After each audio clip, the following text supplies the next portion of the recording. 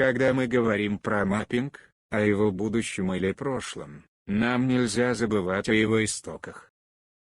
Фактически первый фильм о Contribles вышел еще в 1999 году, его выпустил итальянский аниматор Бруно Буццента. Сам фильм назывался «Европа против Италии». В данном творении автор показывает нам культурные и социальные различия между Евросоюзом и Италией. Данный фильм можно считать началом эпохи Contribles из-за его особенностей. В этом фильме главные герои Италии и Евросоюз были выражены в виде кругов, чуть позже эти круги начнут называть баллами. В августе 2009 года появился известный нам мем «Поландбал». Случилось это по случайности. Суть в том, что был польский сайт с холстом в форме земного шара, и на нем можно было рисовать все что угодно, и некоторым пришла идея закрасить всю карту флагом Польши. Чуть позже они написали на флаге слово «Польска». Однако есть также версия, что мем «Поландбал» создал британский пользователь Фалка, который нарисовал в PowerPoint Польшу с перевернутым флагом. Сам со себе Фалка являлся создателем комиксов по мему «Поландбал». Чуть позже этот мем стал распространяться, и он стал более лоялен к политике. Пользователи начали использовать шутки, например, «Польша не может в космос», что привлекало все больше и больше пользователей. Сообщество Contribles, созданное 11 сентября 2009 года к июлю 2015 года, набрало свыше 215 тысяч подписчиков. Первое мапперское видео на YouTube вышло 8 июля 2008 года. Его выпустил один древний англоязычный канал, который вы сейчас видите на экране. Выглядит как что-то очень некачественное и древнее. Но если считать это как первый маппинг на YouTube, то это видео историческое. Русскоязычный маппинг начал зарождаться ближе к 2014 году. Одним из первых русскоязычным маппером считает пользователя Игорь Мир. Русскоязычный маппинг развивался по-своему и был мало чем похож на иностранный. В СНГ маппинг стал набирать популярность в 2017-18 годах. Маппинг делился на виды, развивался, появились новые сюжеты, канон, мапперская политика. О всем этом я расскажу дальше. Сейчас мы рассмотрим, какие бывают виды маппинга. Классический маппинг — это маппинг, где используются карты без контриболов. В этом типе маппинга страны просто подписаны. Этот стиль маппинга самый старый из всех остальных.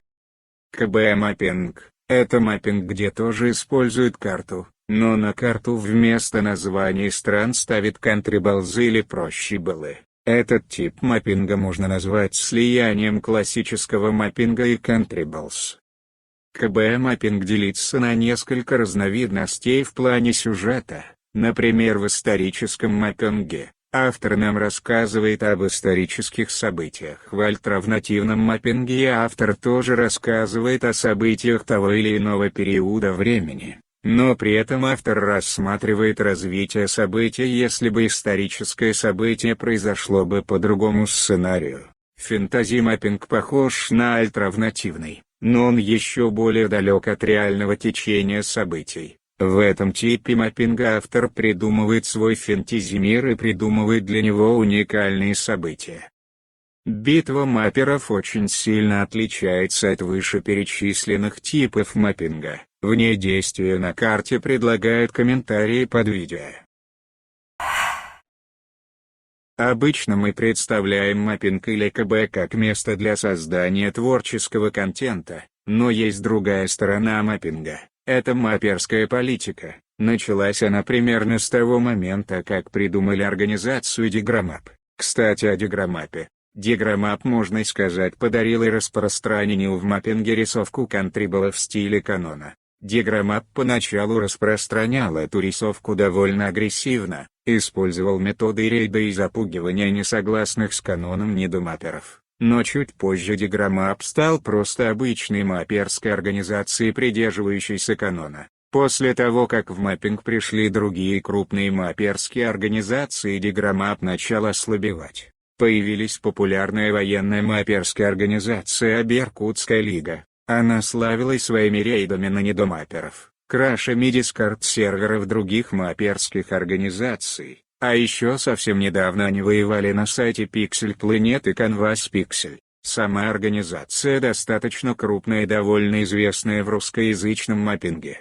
Country Bells Mapping Community или сокращенно КБМК, мапперская организация, ориентированная на творчество. Данная организация какое-то время была самым крупным мапперским сервером в СНГ и даже смогли собрать более 1000 участников. Но после того как сервер КБМК крашнули, они создали новый сервер, который набирает участников. В целом в мапперской политике существуют и другие сервера. Там даже я пытался продвигать свой сервер, но если вас привлекла мапперская политика, то будьте осторожны, ведь если вы будете слишком сильно выпендриваться, то вы насобираете себе врагов и у вас когда-нибудь произойдет война, но не в вашу пользу. А так мапперская политика довольно интересное место, достаточно токсичное, но очень вовлекает, особенно когда у вас есть своя мапперская организация. Умирает ли маппинг? На этот вопрос нет однозначного ответа. С одной стороны, в маппинг приходят люди, снимают маппинг, набирают просмотры.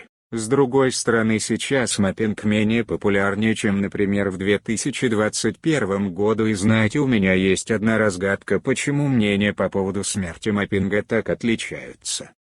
Итак, смерть маппинга — это иллюзия. Смотрите, в чем прикол. Когда мы заходим в YouTube с приложения или с сайта, у нас сразу же выходят рекомендации. Так вот, некоторые люди, не видя маппинг в рекомендациях, начинают думать, что он умирает. Но то, что вы редко смотрите маппинг, это не значит, что он умирает. Есть, наоборот, активные мапперы-активисты, у которых маппинг часто в рекомендациях. Они довольно сами активны в маппинге, по их словам, маппинг не умирает. Из этого можно сделать вывод, что смерть маппинга — это иллюзия. Это то же самое, как сказать: ты видишь границу. Нет, она есть. Вот это то же самое, например, ты видишь, маппинг ожил. Нет, он ужил. Вот и вся разгадка, о которой думали 2 года.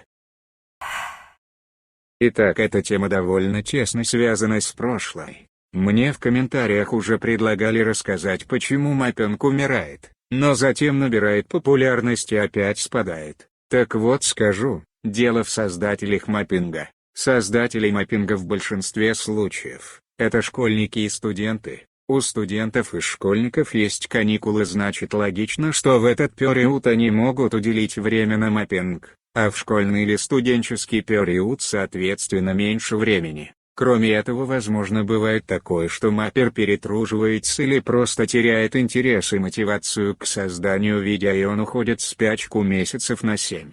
А теперь представьте, что это был популярный маппер. Да, его же все знают. И если он пропадет, то скажут все: маппинг умер. Но когда он вернется, скажут: то маппинг походу ожил. А теперь представьте, что это делают почти все мапперы, и получим примерно вот такое будущее маппинга. Маппинг будет как спадать, так и оживать.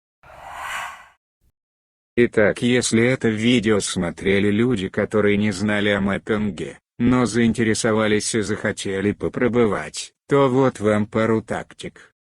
Первое — это создать канал и посмотреть туториалы по маппингу. Постарайтесь сделать все аккуратно, не торопитесь. Второе. Вам нужно сделать свою особенность, чтобы выделиться, например, особая тематика, интересное превью. Третье. Постарайтесь не влезать в мапперскую политику, особенно если вы новичок. Старайтесь не допускать войн. Четвертое. Умейте правильно распределять свое время. Например, вы снимаете видео раз в неделю. Поснимали с таким графиком месяц, и дайте себе небольшой отдых. Пятое. Не перетружайтесь и сильно не вникайте в ваш YouTube-канал. Это вам поможет не выгореть и не перетружиться. Дорогие друзья, данное видео подошло к концу, и помните, не сдавайтесь. Всем пока.